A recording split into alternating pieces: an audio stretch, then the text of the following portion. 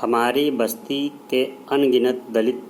हजारों दुख दर्द अपने अंदर लिए मुर्दैया में दफन हो गए थे। यदि उनमें से किसी की भी आत्मकथा लिखी जाती, उसका शीर्षक मुर्दैया ही होता। मुर्दैया का पहला संस्करण 2010 में हिंदी समाज के सामने आया था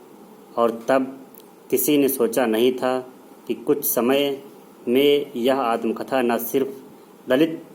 हिंदी साहित्य में बल्कि पूरे हिंदी जगत में एक मानक रचना के रूप में स्थापित हो जाने वाली है।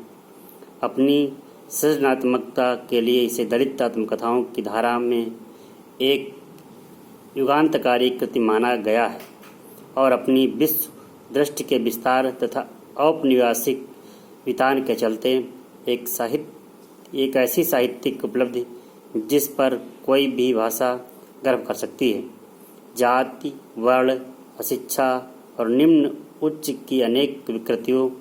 में चरमराते भारतीय समाज की यह कथा लेखक की कलम से तब उतरी जब वह गांव के मुर्दैया से लेकर शहरों, महाशहरों और ठेठ निरक्षरों से लेकर सर्वज्ञ विद्वानों तक से प्राप्त अनुभवों तथा अपने अध्यावसाय से इतना परिपक्व हो चुका था कि अपने देह आत्मा के बीच से होकर गुजरी पीड़ाओं को बुद्ध की समदृष्टि और विराग के साथ कह सके। डॉक्टर तुलसीराम ने अपनी आत्मकथा के इस पालेखन में सिर्फ वही नहीं लिखा जिसकी अपेक्षा